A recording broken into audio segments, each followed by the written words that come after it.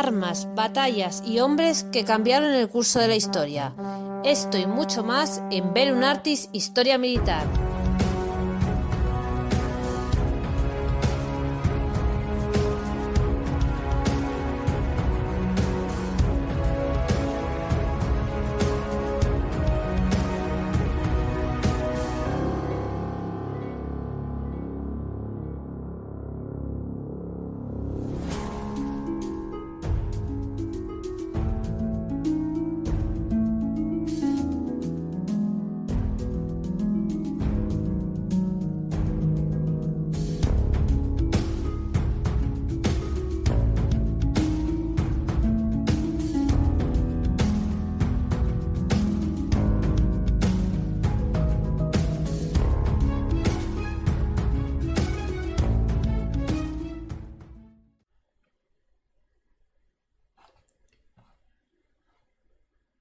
Lo que veo desde la cubierta del Iron Ward es un muro ininterrumpido de fuego, de más de 3 kilómetros de largo, en el que destacan 20 volcanes de furiosas llamaradas que escupen unas puntiagudas lenguas de fuego, que se contorsionan hasta una altura de 30 metros.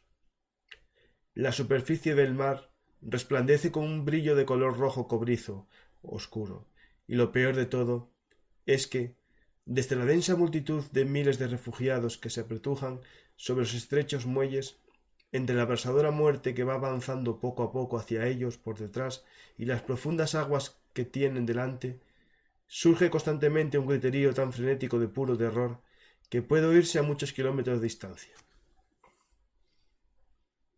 14 de septiembre de 1922. El incendio de Esmirna.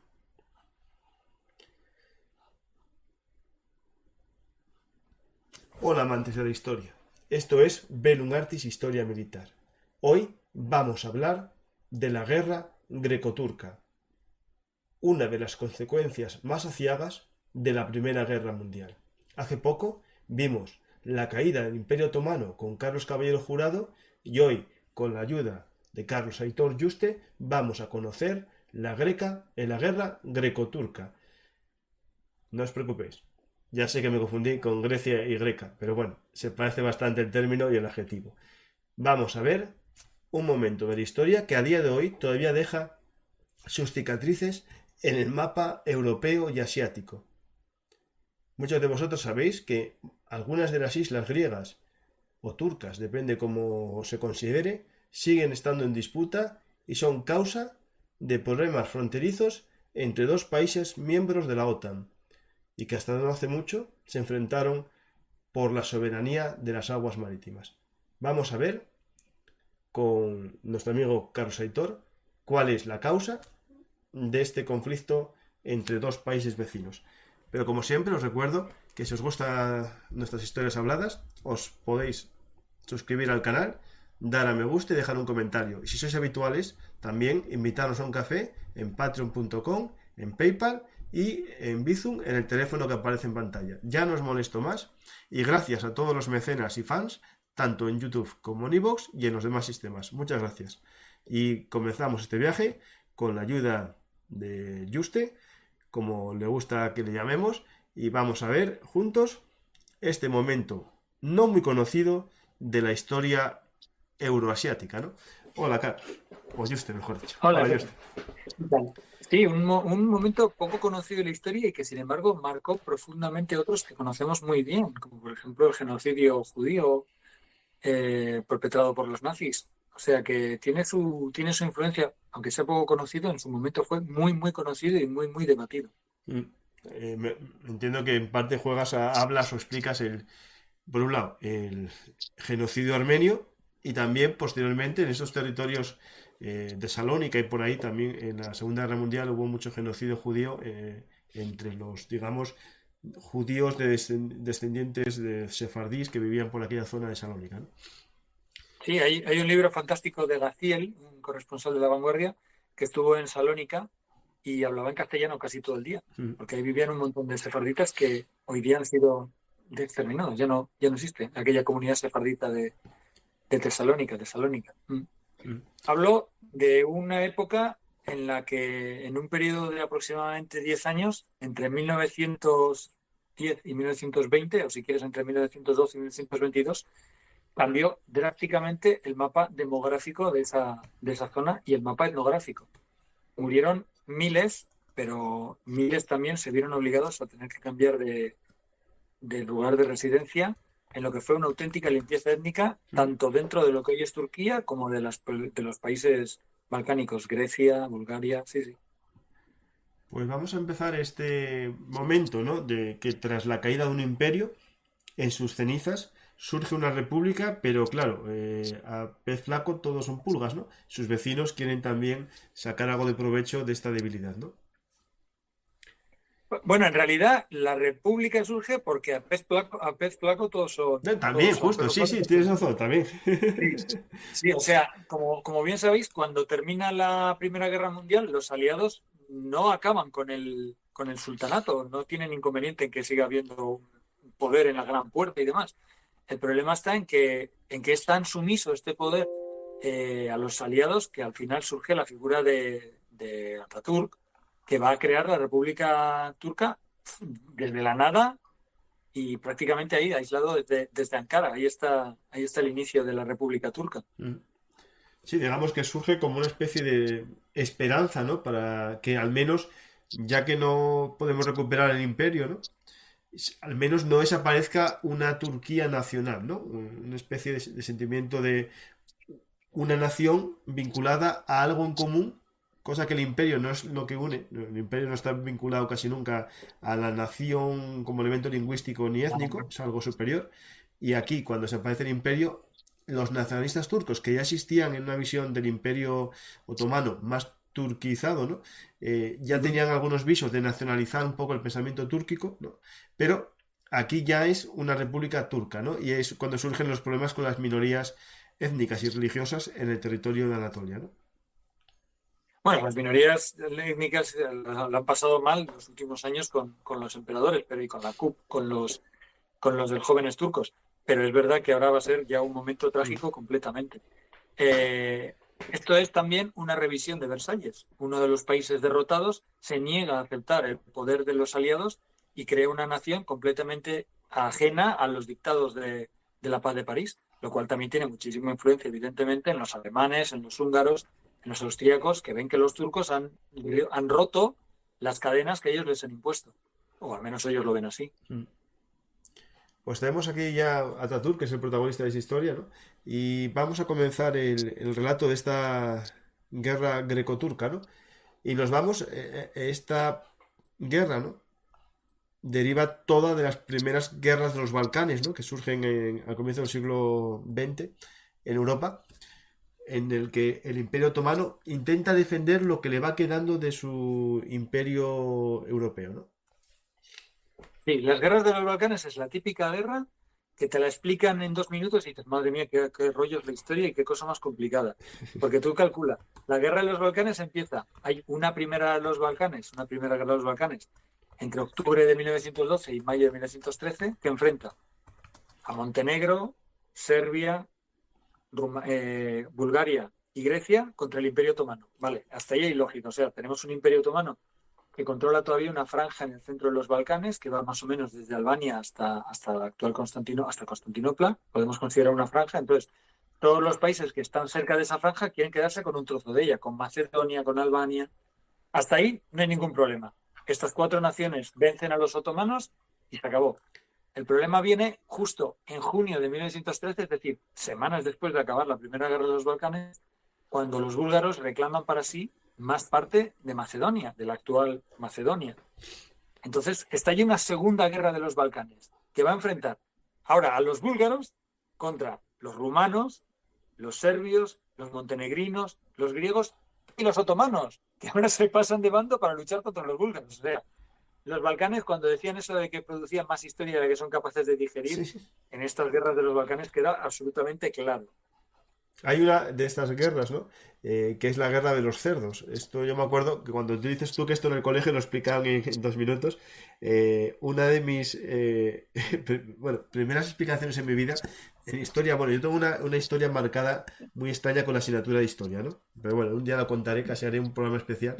Pero en bachillerato me mandaron explicar algo en el CERAO, era una típica asignatura, ¿no? Y salí con el mapa de los Balcanes y tuve que explicar estas guerras de los Balcanes. Y expliqué estas 3 guerras y especialmente se rieron todos los compañeros cuando expliqué la guerra de los cerdos, que es una de ellas, porque hubo un problema por los cerdos prohibidos por los musulmanes y que era muy apreciado por los demás cristianos, ¿no? Por los cristianos. Entonces, bueno, es un tema interesante que también nos configura un mapa muy complicado que se complica aún más con la disgregación del Imperio Austrohúngaro. Entonces ya esto da a los Balcanes una mezcla interesantísima, ¿no? Aquí tengo el mapa Claro. del Imperio Otomano en Europa, cómo estaba antes de las guerras de los Balcanes, que queda Grecia, la Grecia que se aisló, que se independizó, ¿no? Ya en el siglo XIX, y un poco Bulgaria y Serbia, y el Montenegro, y con las guerras que acabamos de citar, el mapa cambia y aparece un poco lo que estábamos comentando también Macedonia, pero amplía Serbia hacia Macedonia, Bulgaria se va hacia el mar y Grecia aumenta hacia arriba lo que es actualmente, como bien decías antes, Salónica y todo ese territorio por ahí también, que sigue siendo a día de hoy Grecia, ¿no? Pues tenemos un poco el mapa, los cambios que produce estas 3 guerras balcánicas. Y nos vamos, ya después de este contexto, nos podemos ir al armisticio de Mudros, ¿no? Que es uno de los que marca, tras la Primera Guerra Mundial, un poco la situación, ¿no? Es una de las grandes jugadas de cartas, de las grandes partidas de cartas de la historia, ¿sabes? Porque los británicos tenían mucha prisa por firmar una paz con los otomanos, dejando un poquito de lado a los franceses, y los otomanos evidentemente tenían mucha prisa por firmar, no una paz, pero por lo menos un alto el fuego con los británicos para que acabase ya una guerra que, claro, ellos habían entrado en la guerra en octubre del 14, pero es que venían de las 2 guerras anteriores. ¿Y qué es lo que va a suceder? Que los británicos no se atreven a presionar mucho a los otomanos, aceptan casi cualquier condición que les ponen, pero los otomanos a su vez tampoco se atreven a ponerse muy gallos delante de los ingleses, no va a ser que sigan la guerra. Entonces, al final, el armisticio de Mudros es bastante llevadero, que es solo un alto el fuego, pero si lo comparamos con el de Compiègne, en el que a los franceses les habían exigido entregar, a los alemanes les habían exigido entregar ametralladoras, ferrocarriles, vagones, postes de telégrafo, barcos, no sé qué, es poca cosa. Claro, que duró lo que duró. Bueno, aquí viene todo, ocupación de tal territorio, entrega de los puertos, las tropas alemanas y austríacas deben salir de los puertos. Bueno, viene una serie de cosas que está aquí en inglés, que el que lo quiera ver lo tiene todo ahora mismo en pantalla. Eso es.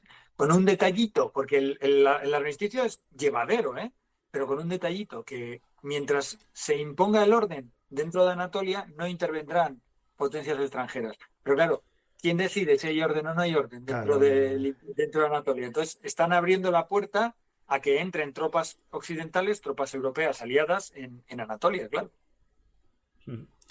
Incluso también es interesante que el sistema de telégrafos iba a ser controlado por los aliados para evitar también que hubiese comunicaciones sospechosas entre... Sí, claro. Al final es una mordaza muy bonita, pero es una mordaza. Mira, sí, en caso de desorden en las villas, de las 6 villas armenias, ¿no? Los aliados se reservan el derecho a participar. También aquí lo dice claramente que somos nosotros los que decidimos, ¿no? Claro. El problema es que es desorden. Porque Claro. tú puedes decir, oye, bien, de acuerdo, pues aceptamos y nosotros mantenemos el orden. Pero claro, ¿quién decide? ¿Quién decide que es desorden? ¿La autoridad otomana o los aliados? Enseguida veremos que van a ser los aliados. Con cualquier excusa pueden entrar. Sí. Y esto se firma en un barco, ¿no? Sí, en un barco que está ahí amarrado. En Mudros. Para decir que no se firma en territorio otomano, sino en territorio aliado, ¿Sí? como es muy habitual. Como se firma en la mar, en territorio británico. Claro. Y después tenemos ya esto, como tú muy bien dices, decido yo si se está cumpliendo o no, y es cuando los italianos comienzan a empezar, ¿no?, a meterse en el territorio griego, algo que siempre tuvieron ganas, y después en la época de Mussolini se ve mucho más, ese ansia del imperio italiano en aguas del Egeo, ya empieza mucho antes y aquí ya se está viendo. Es decir, Mussolini ya tenía ganas desde este momento, yo creo, Italia, de tener algo en la zona griega, ¿no?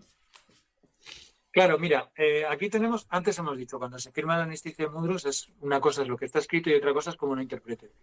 Pero aquí tenemos ya que entran en factor otra serie de acuerdos y de tratados secretos que son todavía peores, como por ejemplo las promesas que le hicieron a Italia y las promesas que le hicieron a Grecia, de que si ganamos a los otomanos os podéis quedar con un trocito de Anatolia. ¿Con qué trocito? Bueno, ya lo iremos viendo.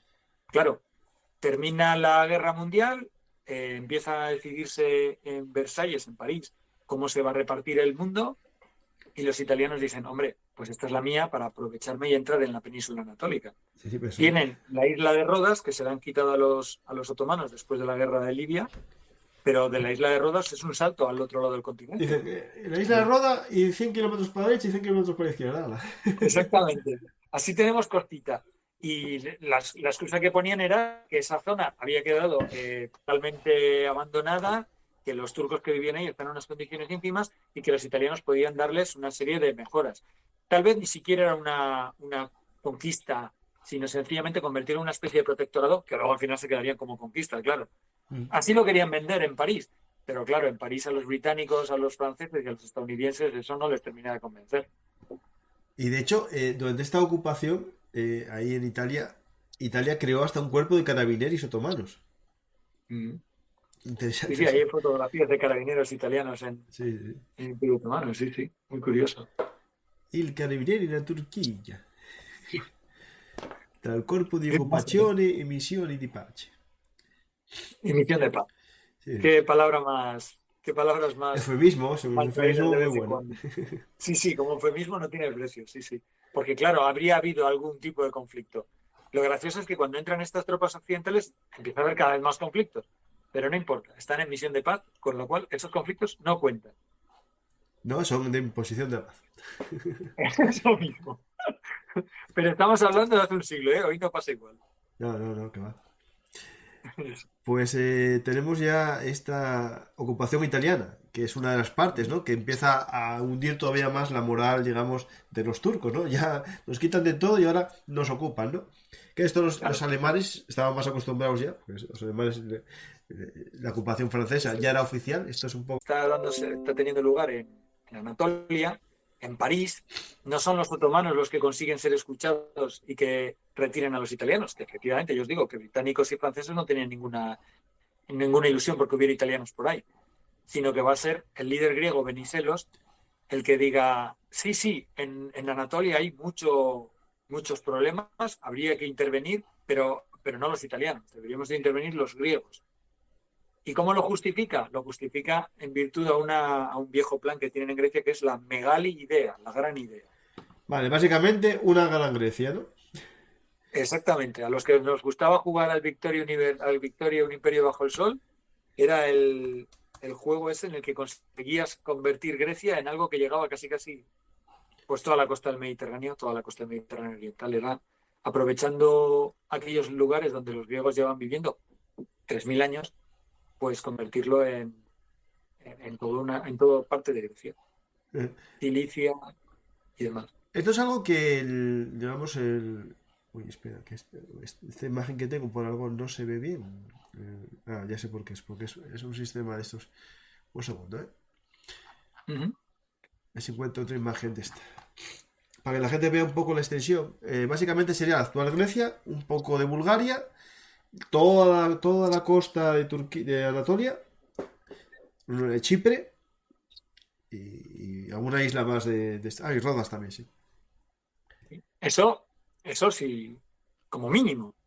Porque claro, la megali idea es teniendo en cuenta que al otro lado había un imperio otomano, pero eso es a mediados del siglo XIX. Unir a todas las comunidades griegas en el Mediterráneo en una sola nación griega. Pero claro, ahora estamos hablando de que el imperio otomano está en una crisis terrible, que hay disturbios dentro de Anatolia. Entonces, la megali idea está muy bien, pero es que incluso puede ser más ampliada. A ver, esto es el comienzo de un gran sueño. Sí.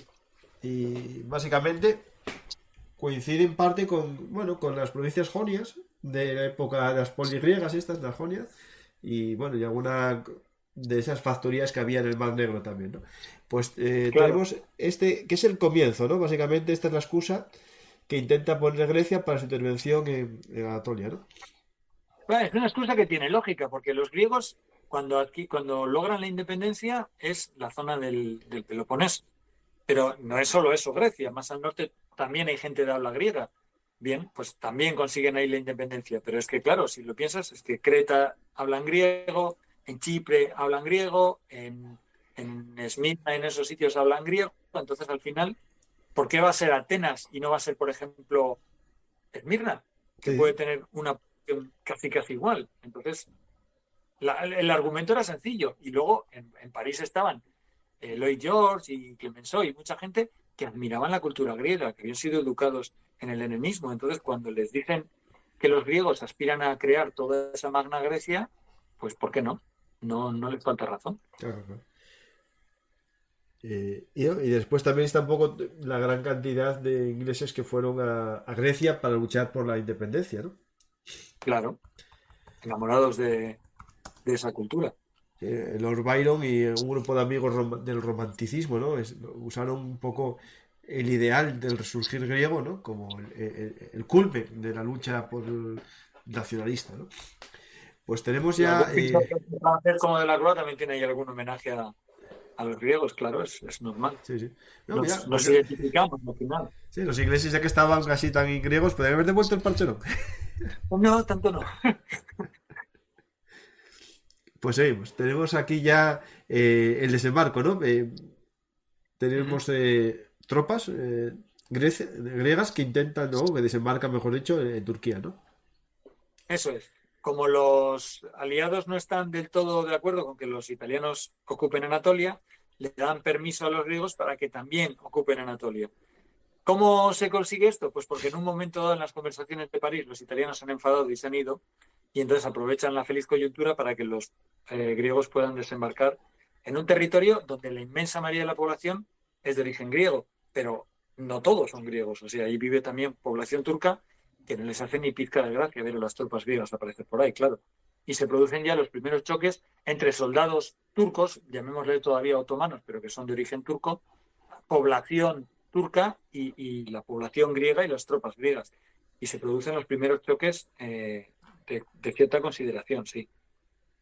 Y ahí en esos choques hay uno que, digamos, pasa a ser bueno, el conato, ¿no? El conato de una primera matanza civil, ¿no? Un primer choque civil, que es la matanza de Menemen. Menemen. Menemen. Sí, sí, Menemen, sí. Sí, es. A ver, cuando los alemanes invaden Bélgica, dicen un francotirador y empiezan a atacar poblaciones donde hay civiles. Pues los griegos van a hacer prácticamente lo mismo. Están en un territorio donde hay población amiga y población enemiga. Entonces, cuando la excusa de un francotirador sigue valiendo y te producen masacres puntuales.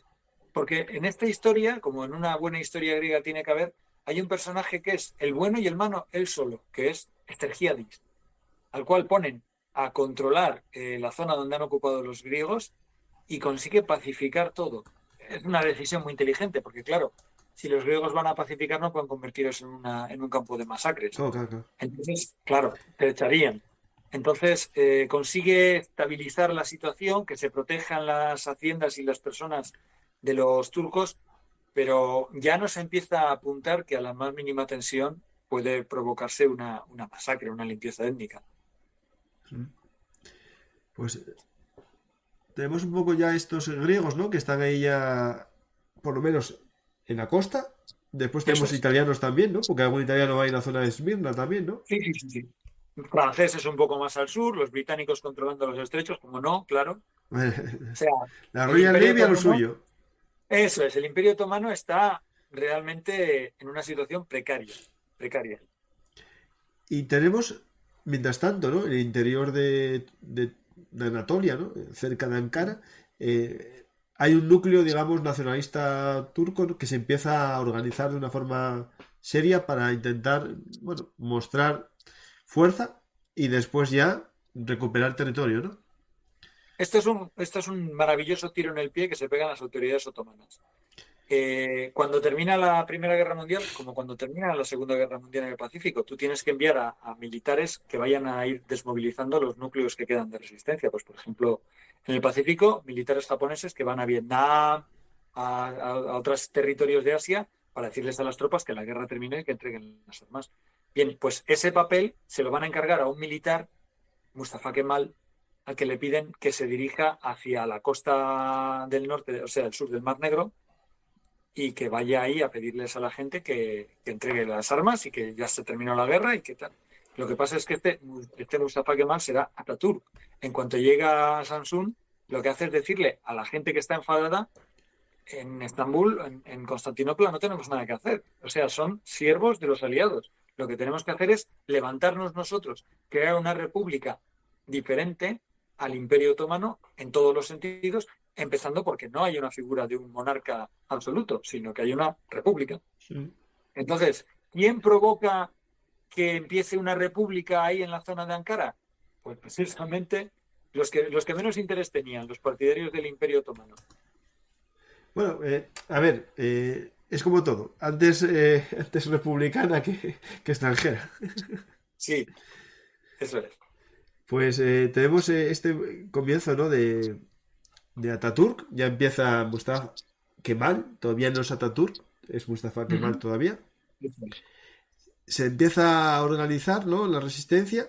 Y ahí hay todo una especie de un congreso, ¿no? En Sivas, que empieza a ser crucial, Sí, ¿no? porque, a ver, igual que en Alemania se redacta una constitución, o en Austria se redacta una constitución, en el Imperio Otomano también hay unas elecciones, o sea, hay que elegir un gobierno, están los aliados controlándolo todo, pero hay parte del Imperio Otomano, pues, por ejemplo, Constantinopla y demás, donde la gente tiene que votar una cámara. ¿Qué es lo que sucede? Que Atatürk, al principio, Mustafa Kemal al principio, lo que hace es intentar conseguir por vías políticas un cambio en el Imperio Otomano. Y lo va a hacer a través de un partido, a través de movimientos. Lo que ocurre es que, claro, las decisiones que tienen estos nacionalistas son tan sumamente radicales que los aliados no se lo van a permitir. Entonces, primero ocuparán Constantinopla y después le pedirán a los griegos que avancen hacia el interior de Anatolia para acabar con la resistencia. ¿Por qué la resistencia está en el interior de Anatolia? Pues porque los que han intentado hacerlo por una vía más o menos legal a través del Parlamento en Estambul, pues han sido detenidos, han tenido que huir. Así que se crea en torno a Ankara un núcleo de resistencia pequeño, mal armado, pero con gente muy, muy corajuda, claro. Son supervivientes de la Primera Guerra Mundial, de las guerras de los Balcanes. Son militares muy duros. No se achican ante una situación tan absolutamente grave como esta. Pero claro, esta ocupación y lo que está sucediendo ya no se parece al armisticio y se comienza a organizar, ¿no? O firmar, digo, firmar, no negociar un nuevo tratado, ¿no? Que será el tratado ya que, digamos, podemos decir que pone fin ya a todo, ¿no? Que es el Tratado de Sèvres, ¿no? Sí, a ver. La paz de París son una serie de paces. Entonces, cada una de estas paces es para Eh, un país, para Alemania, para Austria, para Hungría y a los búlgaros y a los otomanos también les toca su paz. Entonces, esta paz es absolutamente humillante, absolutamente humillante. No es que deje el Imperio Otomano reducido a Anatolia, es que parte de Anatolia se la dan a los armenios, lo cual tiene lógica, ¿no? Porque los armenios han al sido menos están masacrados ahí ya. durante la Primera Guerra Mundial. Lo que ocurre es que esto es muy gracioso porque crean una nación armenia, pero no mueven un meñique por apoyar esta nación armenia. Entonces, claro, los pobres armenios que han sobrevivido, que a lo mejor son un 25% según algunas fuentes de los que había antes de la Primera Guerra Mundial, ojo, con la historia del genocidio armenio, tienen que defender un territorio que nominalmente será suyo, pero que no hay manera de defenderlo. Entonces, el Tratado de Sèvres, cuando se firma, es un poco ya casi imposible de llevar a cabo. Y luego no hay interés por llevarlo a cabo. Los únicos que tienen interés son los franceses por controlar la zona sur, los italianos por controlar su trocito, los griegos el suyo. Yo creo que los franceses, viendo el mapa, lo que están pidiendo es los ducados estos de Antioquía que había en las cruzadas Sí, francas, que eran francos, y es lo que cogieron, más o menos, o sea, de ese territorio.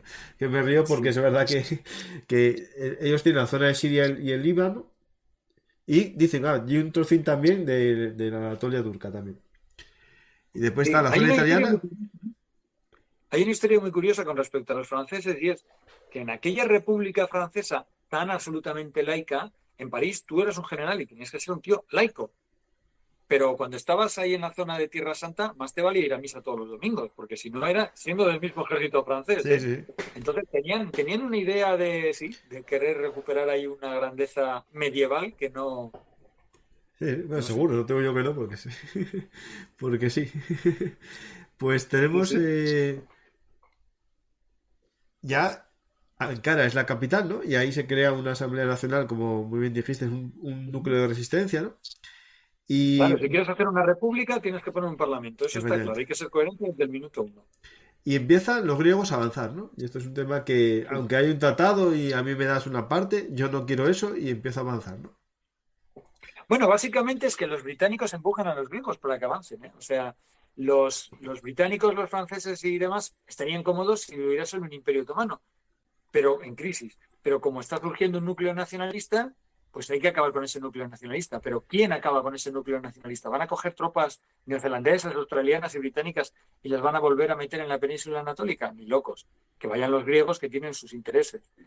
Lo que ocurre es que los griegos en 1918 tenían un ejército, pero que muy bien organizado, ¿eh?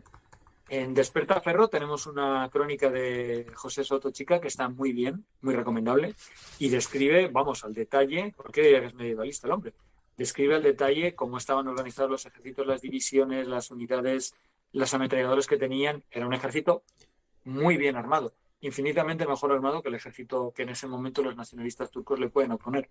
El- Entonces, ¿cuál es la decisión lógica? Si quieres acabar con los nacionalistas turcos, y hay unos griegos bien armados dispuestos a acabar con los nacionalistas turcos, darles un empujoncito y que se dirijan hacia Ankara y acaben con los nacionalistas y turcos. ya, Muy ya sencillo. después les daremos algo de territorio.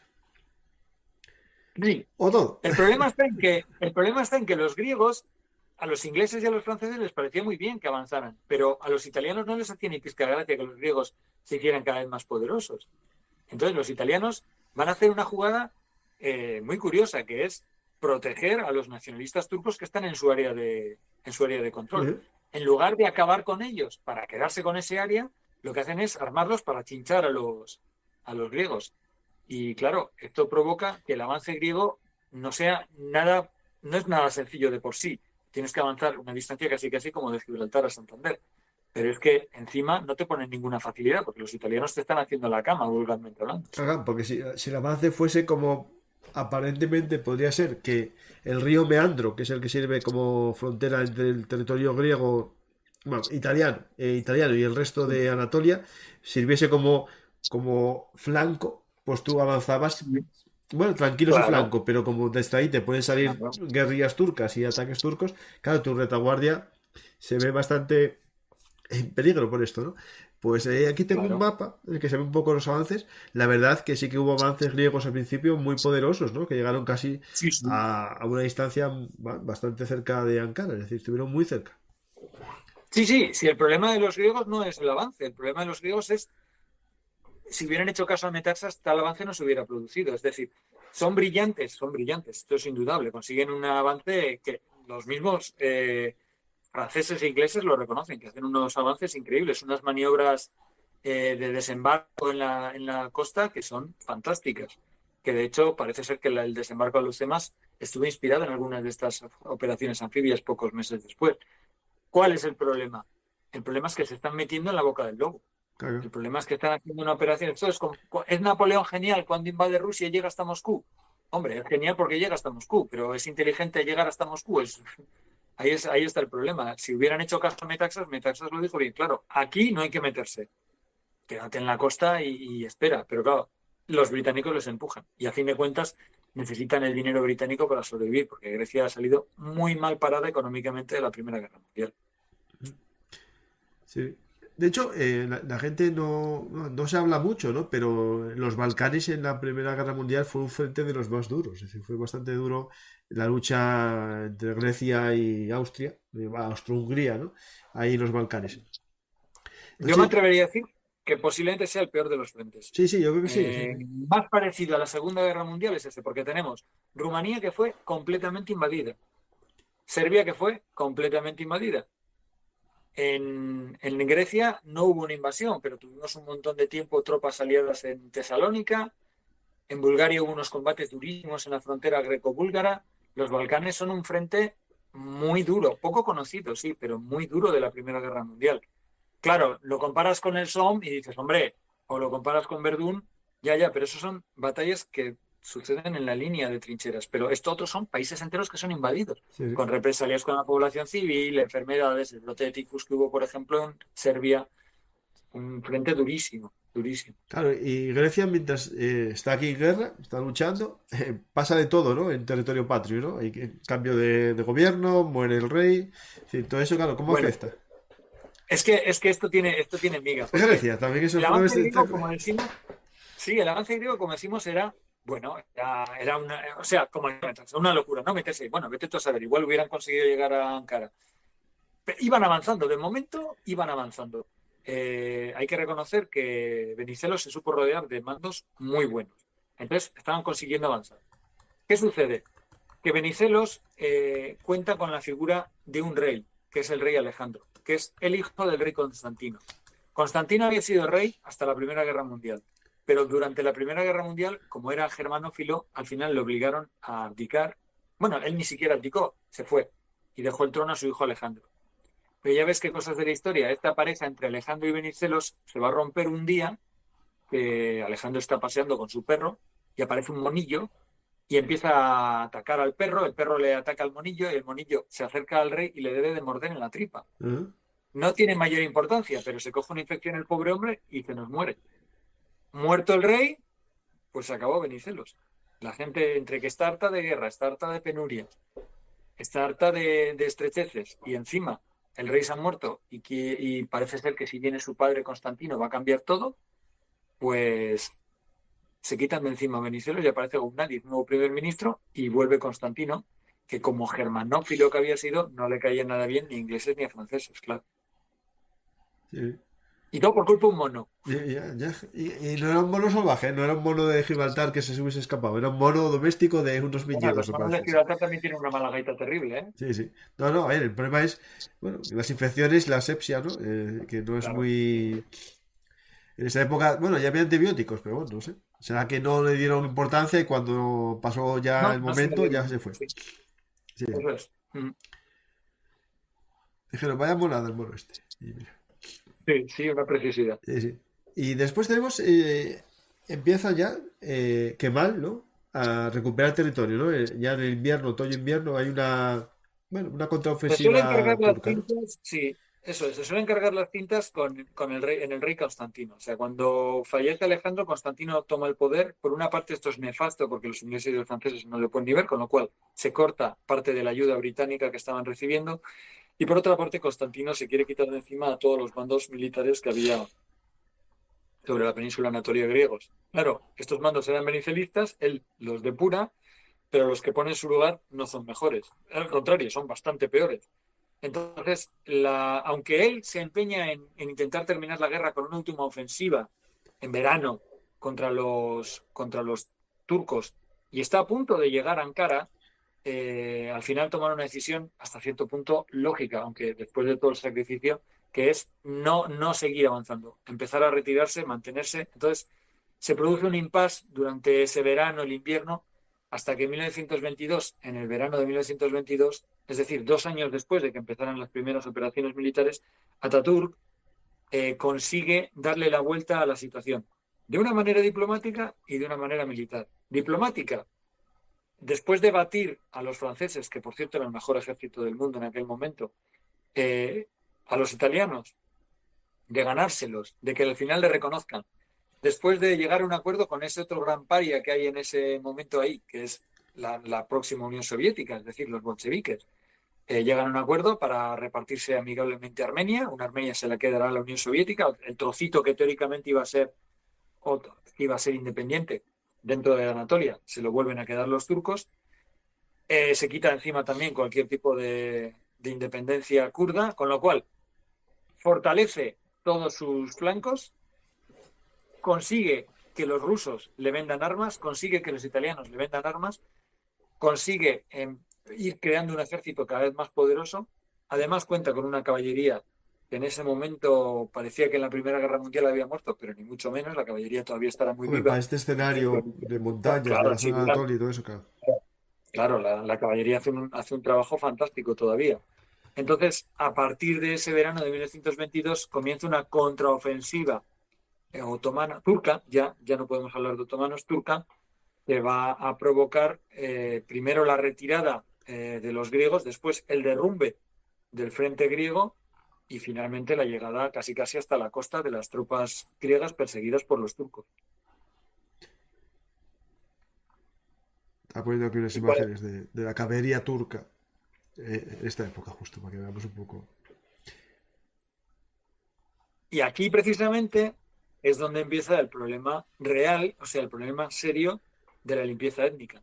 Hasta ahora la limpieza étnica ha estado presente en vendetas, en ataques puntuales contra poblaciones turcas o contra poblaciones griegas, pero ahora, a medida que los griegos se van retirando, van atacando todos los pueblos turcos que han dejado atrás, y a medida que los turcos van avanzando, van atacando todos los pueblos griegos que han tenido la desventura de quedar atrás. Con lo cual, estamos hablando de población que huye o de población que es masacrada. Eh, Ya en este momento estamos hablando de una auténtica lucha, según los criterios nazis, racial, una lucha de exterminio de una raza diferente. Claro, porque esto hay que recordar, claro, que estamos ya no en la configuración de un Estado nacional, con lo que implica este término. Es decir, aquí cuando se crea un Estado nacional, en este caso una República Nacional Turca, ya no se busca una concepción única, ¿no? No una religión, porque estamos hablando de laico, pero sí al menos una lengua, ¿no? O algo que unifique este Estado que se configura, ¿no? Es terriblemente excluyente y es muy triste porque había muchos griegos que hablaban incluso en turco, que eran cristianos, pero que podían hablar en turco. Pero en el momento en el que se produce esta radicalización y esta dicotomía, para los griegos los turcos son todos malos y para los turcos los griegos son todos malos. Y solo hay dos posibilidades, o los exterminas o se van. No hay otra. Claro, al final te quedan unas naciones con una uniformidad racial, por decir los términos nazis, con una uniformidad étnica fantástica, claro. Sí, ¿Cómo no le va a gustar a los nazis esta idea? sí, sí. Pero bueno, esto Turquía no lo logra del todo porque con el problema kurdo persiste y sigue con los problemas armenios que sí que no, Sí, no quedan casi huella pero, de ellos. pero tú ahora vas por la costa turca del del Mediterráneo Oriental y ves las ruinas griegas. Antes veías a los griegos Sí, sí, sí, viviendo sí, sí, sí, sí. al lado de esos templos, sí. Ahora quedan en las islas y hay el problema de la delimitación de las aguas, ¿no? Que Sí, según eso es un Turquía problema. las aguas suyas atraviesan las islas Sí, griegas sí, y bueno, está la sí, teoría sí. del Naví Batán, ¿no? Que tengo un programa que lo cuento. Entonces, bueno, el que quiera ver el Naví Batán, que lo busque. Eh, y se nos produce, ¿no? Ya estamos en estas victorias de 1902, 1920 y nos vamos a 1921 que comienza un poco ya casi la retirada, bueno, de Grecia casi a la costa, ¿no? Eso es, eso es. Y ya en 1922 es totalmente la ofensiva, que van empujando, empujando, empujando. Es muy sencillo, es como una mano que va avanzando. Entonces, los griegos terminan en Esmirna, los británicos están en Chatak, ahí en la zona de los estrechos, controlando ese territorio, y el nacionalismo turco avanza, avanza, avanza, avanza hasta la mar. Entonces, ¿qué haces? O te vas o intentas defenderte. Los griegos tratan de retirarse. Los británicos, claro, son el imperio británico. Intentan detener el avance nacionalista turco en Chatak. ¿Qué sucede? Que estamos en 1922. La Primera Guerra Mundial no hace tanto que ha terminado. Y no olvidemos que ha habido una gripe mal llamada española de por Sí. medio. Entonces, cuando los británicos amenazan a los otomanos o a los turcos con hacer una guerra, eh, los australianos, los neozelandeses, los sudafricanos les dicen que con ellos no cuenten, que no van a ir a luchar otra vez por el Reino Unido A en los Galípoli y estrechos. alrededores. Exacto, a Galípoli y alrededores. Entonces nos encontramos con que en el otoño de 1922 los nacionalistas consiguen lo que estaban buscando, que los británicos reconozcan que bien, que vale, que se tienen que retirar, o por lo menos que los nacionalistas pueden volver hasta Constantinopla, hasta Estambul ahora, y los griegos, pues, están ahí, en Esmirna, con el mar a las espaldas y los barrios de la salida de las afueras delante, y aparece la caballería turca y no se detienen hasta llegar a la costa. Empieza un incendio, que es lo que has estado leyendo, con volcanes de fuego, porque claro, se produce una masacre tremenda. Es arrojar a toda la población hacia la mar o hacia la muerte. Se Y en habla este de momento es donde 30.000 muertos Stergiadis, griegos. que, claro, y ahí es donde Stergiadis, del cual habíamos dicho que había conseguido estabilizar esa zona durante meses y demás, ahí es donde hace el papel de malo. Porque en lugar de meter a esa población en barcos y llevársela a Grecia, tal vez el miedo a que estalle una revolución, que además luego estallará, tal vez el miedo a que esté una revolución hace que no les rescaten. Y como no les rescatan, pues mueren asesinados. Es terrible. No, no, aquí no hay piedad, nadie tiene piedad, ni los suyos ni los otros. Claro, cuando tú estás leyendo estas noticias, que esto era muy importante, cuando tú estás leyendo estas noticias en la prensa, en Alemania, en el año 21, 22, 23, y estás hablando de que quieres crear una Alemania unida racialmente, y estás hablando de que quieres quitarte de encima el dictado de París, dices, hoy Ataturk es mi hombre. Nos puede resultar raro, ¿no? Porque los nazis, a fin de cuentas, eran racistas y no querían nada con los asiáticos y demás, pero ellos mismos lo solían decir al embajador turco, le solían decir, mira, eh, en Europa, o sea, en lo que es lo nuestro, en Alemania, es un conflicto entre arios y no arios, pero a nivel mundial ya es entre europeos y no europeos, y vosotros, para nosotros, sois como europeos, con lo cual los nazis, Hitler en particular, tenían bastante admiración, en varias ocasiones lo deja claro, por Ataturk. Cosa curiosa, Ataturk no tenía ninguna admiración por Hitler. O sea que siempre se suele hablar de la influencia que tuvo Mussolini en Hitler, que es evidente, Mm. pero también esta guerra y esta figura de Ataturk tuvo mucha influencia en Hitler. De hecho, hay un libro recientemente publicado de un historiador alemán, Stefan Irwig, que está muy bien y que va analizando el impacto que tuvo en Alemania el nacimiento de la Turquía moderna, libre de todas las cadenas de la paz de París. Caga, le sirvió de ejemplo. Es decir, se puede lograr la libertad, ¿no? Del pueblo, de esas cadenas de los tratados de Versalles, Claro, mediante la guerra. Es decir, yo puedo lograr lo mismo mediante la fuerza, ¿no? claro, Y es cierto que Italia también, Mussolini, algo también cogió de Ataturk. claro, De hecho, en claro. el programa que hice con Carlos Caballero Jurado, sí, sí, él decía que, a ver, que el fascismo derivaba algo de él en algunos conceptos. Es decir, Claro, el detalle, que no es menor, el detalle de Ataturk es que Ataturk arrambla con todo lo que esté dentro de Anatolia, pero cuando llega a lo que él considera los límites de esa nación turca, se detiene. Esto es muy importante, porque los límites de la nación alemana de Hitler terminaban en Vladivostok, claro. sí, sí. Entonces, hay una sutil diferencia. O sea, si Hitler se hubiera detenido en los Sudetes, pues a lo mejor hubiera tenido un pase. Pero claro, ya sabemos, Hitler luego se hizo con Checoslovaquia, se hizo con Polonia, se intentó hacer con Rusia, con Claro, la Unión porque Soviética. una cosa era el espacio nacional y otro el espacio vital. Claro, Que el claro, espacio vital claro, es un colchón que, ¿no? Depende cómo lo quieras de claro, esponjoso, claro.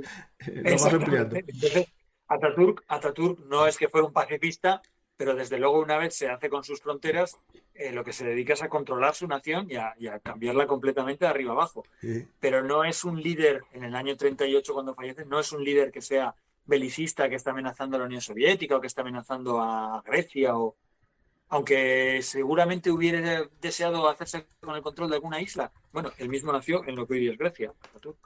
Sí, sí. Pues tal vez, pero no es lo mismo que Hitler. No es lo mismo que Hitler, que deseaba extender su nación hacia el ancho por todos los lados. Sí. Pues bueno, a lo mejor Ataturk quería volver al Imperio Otomano por algunos conceptos. Bueno, esas cosas siempre son atractivas, ¿no? Pensar, madre mía. No, no, yo, esos sueños de la gran Turquía, la gran Polonia, la gran Rusia, la gran España, todos, al final van a más de lo que podrían abarcar todos. Sí, sí, la imaginación no tiene límites, eso Sí, está sí. claro. Y después tenemos ya esto que se llama la guerra de independencia, ¿no? La guerra de independencia turca. Se logra el otro acuerdo, otro tratado, que es la paz de Lausana, ¿no? Ujú. Ahí es cuando las naciones europeas reconocen que han perdido la batalla, que Turquía va a crear una nación nueva y que no pueden intervenir en ella. Claro, es una nación muy pequeñita comparado con el Imperio Otomano, pero es el territorio de los turcos. Claro. Y además recuperan que habían perdido oficialmente no, pero oficialmente habían perdido Tracia, la recuperan. Entonces, bueno, pues dentro, la parte por lo menos turca de Tracia, entonces, pues Atatürk puede presentar a sus nacionales que después de años, completamente muchos años, casi 10 años de guerra, pues mira, Grecia no, o sea, Turquía no salió tan mal parada. Estoy aquí, si queréis ver el tratado, lo tengo aquí para verlo. Mira, voy a ponerlo como os puse el primero, para que veáis un poco el contenido, ¿no? Que es interesante. Ya que hablamos Sobre todo, en este tratado, sobre todo, y es curioso, más allá de las cláusulas territoriales, lo que es realmente curioso son las cláusulas que decretan una amnistía para todos los crímenes que se han cometido durante esta guerra. Es decir, un perdón. Sí, Y sí. todo lo que favorece el desplazamiento de los supervivientes griegos a territorio griego y de los supervivientes turcos que puedan quedar en Grecia a territorio turco. Es decir, este tratado lo que está haciendo es consagrar la limpieza étnica. Sí, sí, sí. Se Perdón. dice que Hitler dijo en una ocasión, que parece que no es cierto, ¿quién se acuerda del genocidio armenio? No, no parece que sea cierto, pero ese tratado está escrito. En ese tratado no hay nada que inventarse. O sea, está clarísimo lo que dicen. Que la guerra ha terminado y que para que haya paz no puede haber mezcla de nacionalidades. Tiene que haber unos turcos en Turquía y unos griegos en Grecia. Esto es terrible, claro. Sí, Estamos sí. hablando de gente que vivía muchos centenares de años antes de que llegaran los turcos en la costa, en la costa griega, en la costa griega de Turquía, vamos, en la costa griega de Anatolia. Sí, sí. Bueno, aquí viene todo el tratado, el que lo quiera ver, que es interesante cómo está redactado, ¿no? Incluso la discusión de cómo es el cauce de un río, está todo discutido ahí. Sí, sí, con detalle. Este es mucho más amplio, ¿eh? Los otros que vimos que eran más fuertes, porque era el que se dividía el país, se solucionaba en 2 artículos o 3, y ese tiene 30 y va resolviendo todos los temas. Todos los detalles, sí. Está interesante este. Los marroquíes de nacionalidad francesa y los tunecinos estarán sujetos en Turquía al régimen de los franceses. Incluso los libios Porque, como italianos. Tal. Me va explicando, debe ser para los comerciantes y todo eso. Bueno, la no, nacionalidad. y luego ten en cuenta que Túnez y Libia habían sido otomanos hasta relativamente hacía Sí, poco sí, sí, sí, tiempo. sí, sí. Entonces, claro, Pues, este es mucho más largo que los otros tratados. Este es un buen es un tratado. tratado muy largo. Es un Sí, sí, sí, tratado sí. muy largo. Y el mapa queda como casi la actual Turquía. No hay grandes cambios tampoco. Porque, Hay un pequeño cambio que será unos pocos años después en un territorio entre Siria y Turquía, que se lo van a dar los franceses a los turcos, pero básicamente las fronteras va a son... ser este de Iskendrú, de las puertas de Cilicia. Debe ser por ahí, sí, esa zona. Sí, eso es, sí. Sí, la puerta de Básicamente, Cilicia está ahí, justo más o menos ahí. Sí, sí. básicamente el resto es lo mismo, sí. Ya ahí no ha habido Sí, grandes... porque digamos que esa grandes- montaña hace que la vertiente norte donde está la puerta de Cilicia al norte está incomunicada de Siria, entonces sí, va a ser por ahí. Al final, seguir los pasos de Jenofonte en Anabasi sirve, ¿no? Sí, eso es. Ya el único cambio que habrá por ahí será que los de esos Rodas pasarán después de la Segunda Guerra Mundial de Italia a Grecia. Sí. Pero por lo demás, el mapa greco-turco cambia en Chipre, pero no cambia en general ahí ya. No hay grandes cambios. De hecho, había un acuerdo, ¿no? De que los grupos étnicos que no se moviesen tenían que ser respetados en el territorio que permaneciesen, pero eso no se debió hacer cumplir por nadie, ¿no? Es que los grupos étnicos que quedaban eran ya casi familias. Sí, claro, sí, también sí. Se ha hecho un desplazamiento de cientos de miles de personas, pues que ya en las primeras guerras de los Balcanes había empezado, ¿eh? Ya habían expulsado de los Balcanes a familias turcas que las habían enviado de vuelta a Turquía Claro, hay un y movimiento además, aquí, un mapa que más o menos viene a decir lo siguiente. Se movieron unos 6 millones de personas. 6 millones de griegos de Anatolia volvieron o sea, fueron a la Grecia, Europa, a la Grecia actual. Después, por ahí, 260.000 armenios, no, esto, Montrasbón, no sé lo que es eso. Nach, Europa, no sé lo que es eso. Es que está en alemán, ¿eh? Después, armenios 120.000. Y griegos de la zona de Constantinopla y de la zona continental de Turquía, unos casi 300.000 se fueron para Grecia. 300.000 turcos se fueron de Grecia hacia Anatolia. Sí. Y 250.000 griegos o sea, personas que vivían en Grecia y en la zona de la Europa turca, ¿no? La turca europea, de Turquía europea, 250.000 se fueron a Bulgaria. Es decir, todos esos movimientos de gente Sí, que, sí. bueno, pueden ser perfectamente también búlgaros, ¿no? Esos eran búlgaros que vivían en esos territorios que fueron Macedónicos. anexionados por Grecia. Claro, sí, al final casi 6 millones de personas se movieron en estas Pero limpiezas. fíjate qué detalle más curioso. Eh, Podríamos pensar, bueno, este es el último tratado con movimientos de población, ¿no? Porque si los nazis hubieran ganado la guerra hubiera pasado algo parecido, pero como no ganaron la guerra, no hubo esos movimientos de población. No, no. Cuando termina la Segunda Guerra Mundial, Ahí hay se unos movieron movimientos de millones. población tremendos, tremendos, de polacos que van desde el este de Polonia, el oeste de la actual Bielorrusia, hacia el este de Alemania, de alemanes que se van de los Sudetes a Alemania, a Baviera, bueno, un montón de minorías que desaparecen del centro de Europa. De hecho, tengo un programa Tengo un yo que se amigo, llama La Pizarra de Paco, en la que explico en 5 minutos el mapa de la Primera Guerra Mundial, cómo modifica el mapa europeo, y la Segunda Guerra Mundial, cómo modifica el mapa europeo. El que quiera verlo, se llama La Pizarra de Paco. Si tengo tiempo, algún día más volveré a usar este sistema, que está muy bien, bueno, sí. y animo a la gente a que vea el programa La Pizarra de Paco. Yo tengo un amigo senegalés que una vez me dijo, "Joder, nosotros en Senegal tenemos un montón de etnias y tal, y estamos ahí todos, y vosotros aquí no hay como etnias". Digo, claro, nos hemos aniquilado unos a otros. Bueno, a ver, España es Quedamos uno de los todos. países que más variedad tenemos de todo. Exacto, exacto, porque no hemos entrado en Sí, estas locuras, sí, sí. sí, sí, Yo creo que es efectivamente. lo que más variedad tenemos. El nacionalismo español no es un nacionalismo como otros que, bueno, no, aquí en España, bueno, pues, yo creo que somos bastante crisol, ¿no? Pues sí. Algunos se me va a echar encima por decir eso, pero yo creo que sí. Bueno, pues ya más o menos el viaje está hecho, ¿no? Juste, más o menos tenemos todo esto ya finiquitado. El que quiera conocer un poco el porqué de esto, que vea el programa de Carlos Caballero Jurado que hicimos Eso es. sobre el final del Imperio Otomano. Y dentro de poco, que hablé con Rubén Villamor para más adelante, dentro de unos meses, hacer un programa sobre el Imperio Otomano antes de la Primera Guerra Mundial. Que dijo que es un tema que estuvo investigando él y por tanto tenemos ahí temita también para profundizar. Yo creo que con esto y el programa que tengo sobre Nabi Batán, la gente va a entender mucho mejor lo que está pasando en Turquía con Erdogan. Sí, sí, sí, sí, sí. Al final, segunda vuelta parece que va a haber. Sí, sí, sí. No, a ver, para él no fue buen resultado.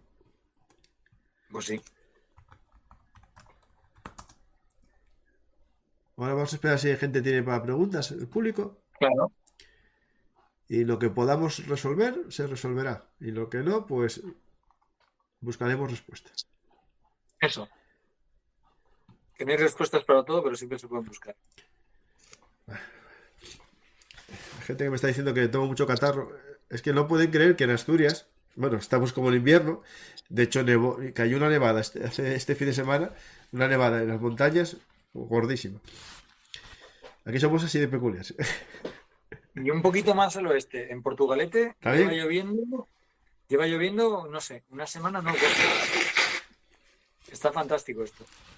Sí, pero demasiado, demasiado fantástico. Sí. Yo cojo demasiado Pero catarro bueno, aquí. con lo poco que ha llovido, no me voy a quejar este año, no me voy a quejar. Con lo poco que ha llovido, pobres. No, no, hay que intentar que llueva lo de siempre aquí. Sí. Pues vamos a las preguntas. Ujú, claro. España envió un buque de guerra, creo que a Tesalónica, no sé. ¿Qué pasaba con el panturquismo hacia Asia Central? Bueno, a día de hoy existe esa idea panturca, que Sí, Erdogan sí. es su sueño. Él tiene la teoría del Navío Batán, que es el mar azul, que básicamente es el control de las aguas del Egeo y del Adriático, no del Egeo, y para el tema del gas, que él cree que hay una reserva hacia Libia, y bueno, está todo ese tema de Batán, pero después tiene la expansión hacia las tierras túrquicas de Asia Central. Y ahí entra en juego su interés en Azerbaiyán, en Kazajistán, en Tayikistán, en todos esos territorios, que está ahí, no, es indudable. ¿Qué vas a decir, Carlos? ¿Y usted? No, Ataturk tal vez no fuera muy panturquista en plan de tener sueños con llegar a Azerbaiyán y tal vez por no ofender a sus amigos en la Unión Soviética, Claro. que no es que él fuera comunista, pero se necesitaban los unos a los otros.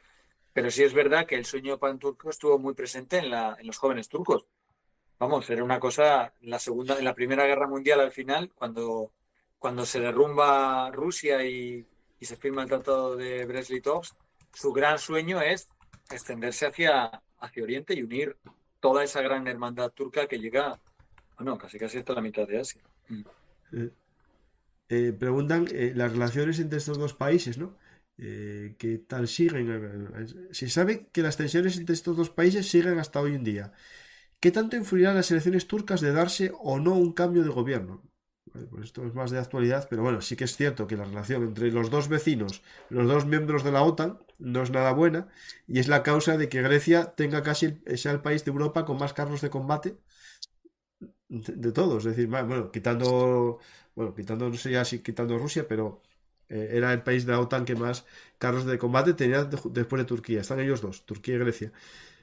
A ver, es una frontera muy compleja por las islas que hay. Es decir, cuando estamos hablando de este tratado, cuando los griegos abandonan la costa, Jonia, abandonan la costa peninsular, pero las islas se quedan en ellas. Entonces casi todas las islas que se ven desde Grecia, desde Turquía, son griegas. Entonces, claro, es un tema complejo para los que quieren abrir sus aguas internacionales, ¿no? Es decir, esto en derecho internacional, las aguas internacionales tienen una plataforma continental, pero claro, cuando hay una isla, choca con la plataforma continental de la isla, y eso se genera un problema de gestión de la territorialidad, ¿no? Digamos que la isla tapona las aguas internacionales, ¿no? Turquía cree que no, que eso es todo suyo. Y ahí está un problema, que cada poco hay problemas ahí con las lanchas entre los dos países, patrulleras que van chocando entre ellos. Bueno, es un tema complejo. Hombre, es verdad que Erdogan en ese aspecto tiene una visión bastante, digamos, expansionista, una gran Turquía, ¿no? Pero bueno, esperemos a ver qué pasa. Eh, Esto sería para hacer un programa de actualidad sobre el tema. Sí, desde luego. Erdogan es una persona que mientras la economía turca fue bien, Sí, sí. estaba muy metido en los problemas internos de Turquía y muy a cambiar las cosas a su gusto de Turquía, ¿eh? Acabar con la primacía del ejército para que hubiera siempre una república laica. Ahí metía mucha mano dentro. Pero ahora que la economía turca no va tan bien como entonces, de hecho a veces va realmente mal, La inflación, entonces sobre todo. está siendo mucho más agresivo en el exterior.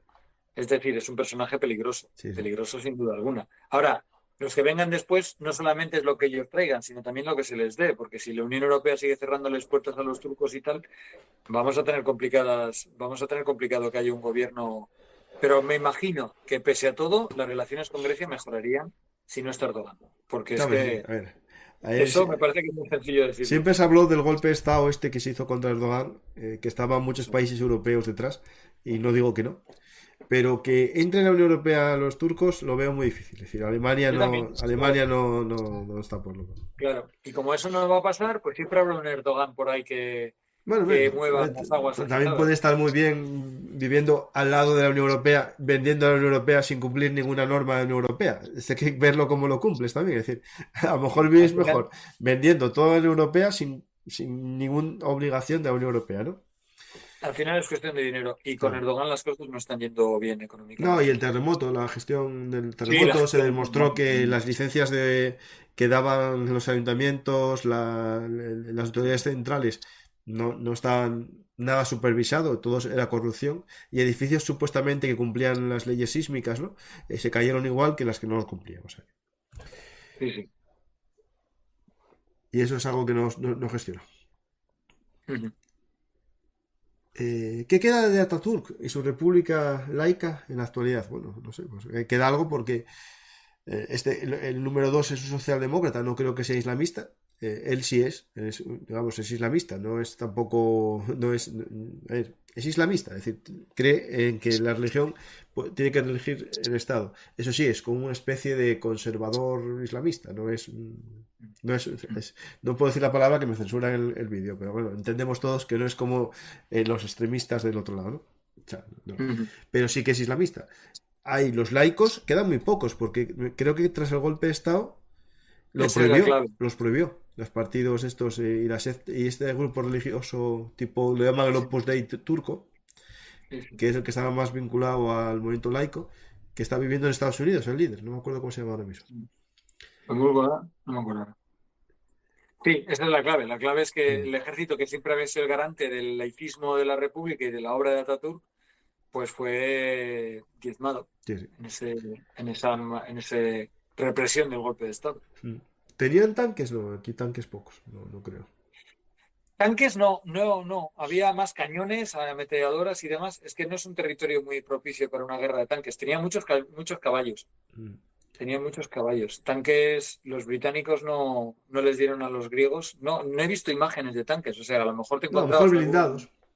sí, algún vehículo blindado puede ser. Pero no. Camiones sí, por ejemplo. Camiones sí sé que tenían porque sí que se los compran a los italianos y demás, los propios turcos. Pero imágenes de tanques yo no he visto y no he leído tampoco nada de que hubiera tanques por ahí. Bueno, cargas de caballería tal, no. Yo creo que, bueno, habría, pero no grandes cargas porque es una guerra más de guerrillas en muchos aspectos, ¿no? Sí, la caballería la función que tenía era atacar las líneas de comunicación. Sí, sí. Entonces, flanquear al enemigo, los grandes núcleos del enemigo y atacar las comunicaciones. ¿Para qué vas a mandar una carga de caballería contra ametralladoras? Pues el resultado sería horrible. Ahí el alambre espino seguía existiendo. Pero claro, ¿qué ocurre? Que estamos hablando de 700 kilómetros de comunicaciones, pues utilizas la caballería para atacar esas Sí, comunicaciones. claro. La función de la caballería es eso, es impedir Claro. que tenga una buena logística y comunicación con el enemigo y eso así ir hundiendo la moral combativa, ¿no? Claro, es que he dicho una cosa que puede dar lugar a error. A ver, después de la Primera Guerra Mundial, en la guerra greco-turca, la caballería se utiliza nuevamente. O sea, la caballería está muy viva todavía después de la No, Primera no, y en Guerra la guerra Mundial. civil rusa más todavía, o sea. Sin duda, pero no quiere decir que se utilice como en la época de Napoleón. Venga, una carga de caballería Ya, ya. murata por ellos. No, no, no es una carga contra los cuadros de infantería porque te la destrozan en un pispás. Es una caballería que la utilizas para comunicaciones, para atacar comunicaciones enemigas, para controlar el territorio en lejanía, donde no tienes los medios, pues los aviones eran muy poquitos los que contaban los griegos, los turcos. Los griegos tenían unos pocos más, pero pocos. Entonces, pues cuentas con la caballería para un control más a distancia que con la infantería. Mm.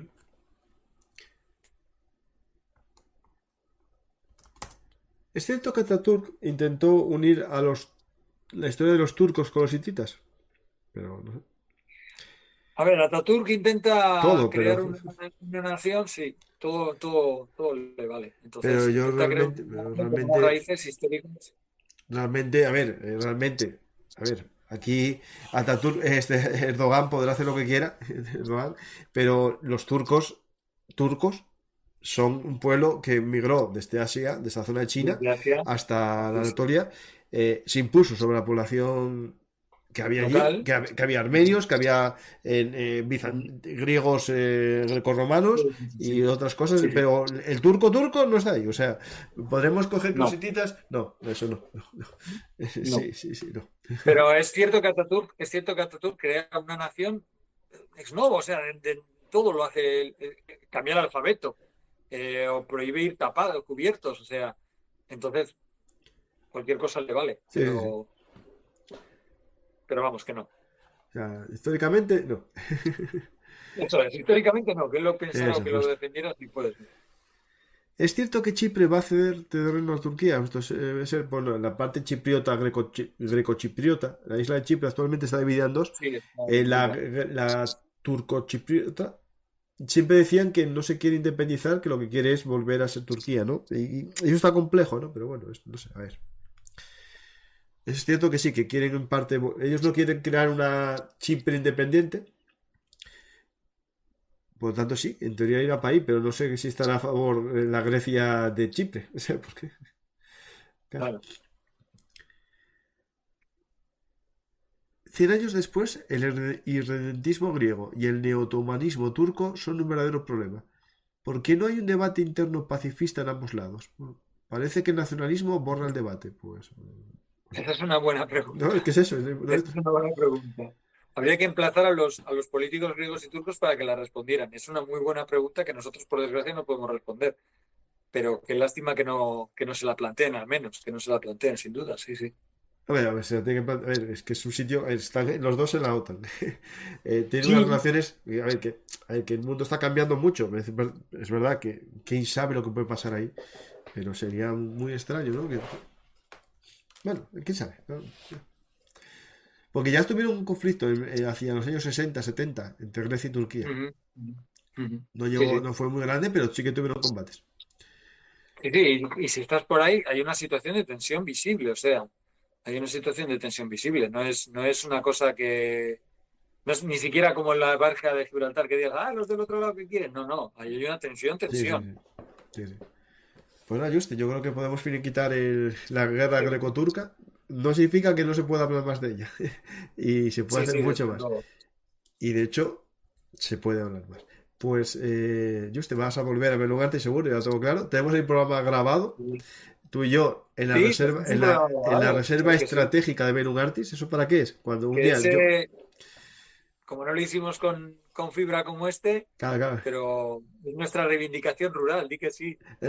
Lo hicimos ahí propaganda en el programa, está grabado y tuvimos fallos de conexión porque en los áreas rurales de la España vaciada, o que nos la vacían más, no llega bien, ni incluso ni en las casas. Es decir, yo Sí, entiendo que sí. no te llegue bien el 5G a mitad del monte, pero que en una casa que te venden fibra no sea de misma calidad, no, eso no. Pues nos quedó bien, el que tenemos está ahí guardado y Sí, haremos sí. más, que incluso pueden salir antes que el que tenemos en la reserva estratégica, yo ya te aviso. Eso estará bien. La reserva estratégica es para cuando me pongo muy malo o bueno, o necesito descansar por X motivos y ejecuto una reserva estratégica. Pues Juste, muchas gracias, la verdad. A Gracias a los oyentes vosotros. espero que les haya gustado este primer programa aquí en Menú Artis, que no es el primero porque está el de la reserva estratégica Eso es. y para mí es el segundo. Y muchas gracias, la verdad, a ti y por tu deseo de dar a conocer bueno, tu pasión, tu profesión también, que es la historia, ¿no? Profesor de historia en la universidad. Y muchas gracias, la verdad. Espero que vuelvas pronto. Ya Yo también. cogeremos agenda y veremos ahí opciones y temas, que hay muchos, de lo que te gusta a ti, que es esta historia ahí del Entre siglo guerras, sí. XIX y siglo XX, tal ahí más Sí, o sí, menos, que te sí, sí. apasiona. Y muchas gracias, la verdad, Carlos, Aitor, Juste, que te llamo Juste. Gracias, Carlos. Lo digo porque la gente busca el nombre, que nosotros Juste, pero le llamamos Juste. Yo tengo un problema, a mí personalmente. Siempre me llamaban Campa en el colegio, pero era para reírme. Entonces, ¿Ves? claro, yo del apellido me gusta, porque el mío es guapo también, pero es verdad que cuando me llaman Campa, digo, uy, qué arme. ¿Qué habré hecho? Sí, sí. Sí, sí, sí. Cuando me llaman Campa, digo, uy, algo malo hay aquí ya. Y me llaman, ¿eh? Le trabajo mucho y tal, pero bueno, yo pago para los amigos. Pues muchas gracias, Juste. Y. Muchas gracias a vosotros. Y las dudas que puedan surgir para la gente que vea esto, bueno, pues como pueden seguir dejando comentarios, ya trataremos de resolverlas. Encantado. Sí, sí, va a ir entrando gente poco a poco y ahí Sí, sí. iremos intentando entre todos entender este conflicto que estáis viendo ahora mismo de la guerra greco-turca sigue teniendo sus cicatrices sin curar 100 años después, porque estamos en el 2023, sigue habiendo problemas fronterizos entre Turquía y Grecia, sigue habiendo problemas en Turquía por ese imperio, ¿no? Ese deseo de Ujú. crecer más todavía la gran Turquía en Asia Central. También las ansias de poder, ¿no? De Erdogan y sus relaciones extrañas, ¿no? Con todo el mundo, ¿no? Porque por un lado está con uno, por otro lado negocia con otro. Sí, Él tiene sí, sí. su propia agenda y política internacional, ¿no? Sí, sí, desde luego, desde luego. Sí, sí. Pues ya sabes por qué. Tenéis aquí esta historia que tiene que ver un poco al final con eso, porque él no confía en las potencias occidentales porque su país también se independizó. De, Ujú. no es muy extraño porque esto no es una guerra de independencia colonial, es una guerra de independencia un poco distinta. digamos que es una guerra de independencia a- en prevención en una Eso, colonia, porque justo, al eso, final eso. igual era el futuro que les esperaba y dijeron, para, Sí, sí, sí, es una guerra vamos a preventiva evitar que sea colonial. antes de que haya una colonia aquí, sí, Sí, sí, sí, hasta sí. cierto punto. Sí, Sí, sí. Pero ellos digamos, en sus libros de historia llaman guerra de independencia. Sí, sí. sí, sí. Sí. Pues muchas gracias, Juste. Si quieres decir algo al Mucho. público ya como despedida. No, pues nada, eso en serio, que cualquier comentario que se le ocurra a la gente o cualquier cosa siempre se agradecen y temas que os pueda interesar y cualquier cosa, yo encantado. O sea, estoy en esta casa como mi propia casa, o sea Eso, que justo. Eso es mi aquí idea. con Paco lo que Hay queráis. gente que dice, Paco, es que interrumpes mucho a la gente. No, bueno, algunos hasta me insultan y nada. Te digo yo, pero bueno, No, no, Paco y yo hablamos, no nos eso, interrumpimos. justo. Yo lo que creo y lo que quiero crear aquí es una charla entre dos personas apasionadas de la historia, uno que viene a hablar y otro que viene a saber. Yo quiero aprender, quiero también aportar preguntas, porque a veces las preguntas, hoy no hice muchas, más o menos fue un esquema que teníamos ya organizado y iba todo pensado por ahí. La idea con las preguntas, ¿cuál es? Que se vayan aportando cosas que enriquecen. Si yo no entiendo algo, entiendo que tampoco lo entiende el público y por eso hago preguntas. Y otras veces también hago preguntas para aportar cosas. Es decir, vamos ahí. Es cierto que a veces la gente lo que no entiende, hoy contigo tenemos un pequeño esquema y con eso yo ya estoy tranquilo. Pero hay otros días que me siento con alguien a hablar durante 2 horas y no tengo ni idea de lo que va a hablar. Pero tampoco quiero que haga un monólogo. Entonces, claro, ¿qué pasa? Que intento interactuar y a veces, claro, no sé si lo estoy interrumpiendo, le voy a sacar una pregunta que no iba a contestar porque no lo tenía pensado, le saco una pregunta que iba a contestar dentro de 10 minutos y eso se complica todo mucho el tema, ¿no?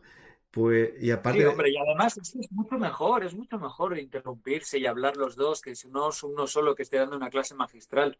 A mis alumnos se lo pido, por favor, interrumpirme en clase. Interrumpirme porque es mucho más divertido, podemos cambiar de tema, ya me encargaré yo de volver de al tema dirigir, original. sí, justo, sí, sí, Claro, sí, sí. claro, pues tiene que ser así. La historia, por muy divertida que sea, una sola voz contándote la historia durante 1 hora y media, a mí por lo menos me supera. A mí Me también. supera. Y si es mi voz, me supera y me deja ronco. Entonces, prefiero este tipo de conversaciones y que me interrumpas todo lo que quieras. Así que sí. Pues muchas gracias, Juste, y a la gente, pues ya sabéis, nos vemos en la próxima historia hablada aquí en Belun Artis Historia Militar, el lugar de encuentro para nosotros los apasionados de la historia.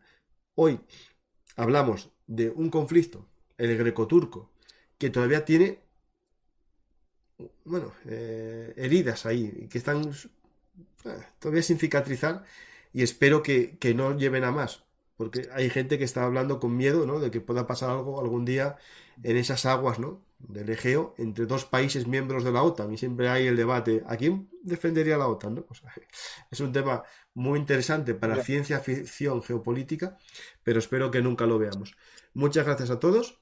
Ya sabéis, si os ha gustado este programa, darle a me gusta, dejar un comentario y si sois nuevos, suscribiros al canal de Belun Artis o, si queréis, también en las redes sociales, estamos en todas. Ahí podéis hacer un seguimiento día a día de las publicaciones de Belum Artis.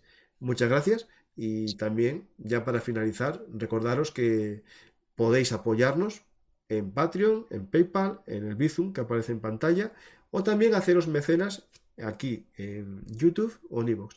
Muchas gracias a todos los mecenas, que cada vez sois más, porque hacéis que las historias habladas no tengan límite, podamos hablar de lo que queramos, porque no dependemos de, en primer lugar, de penalizaciones que hacen las plataformas, que se arrepienten siempre. Todos los que me penalizaron menos uno se arrepintieron, pero claro, una semana después, 15 días después, y claro, eso ya hace que el vídeo no crezca. Y eso hace que también yo a veces me corte en tratar algunos temas. Pero bueno, al final me lanzo por vosotros, por los mecenas, y trato temas políticamente incorrectos. Muchas gracias a todos y hasta la próxima historia hablada aquí en Belum Artis Historia Militar.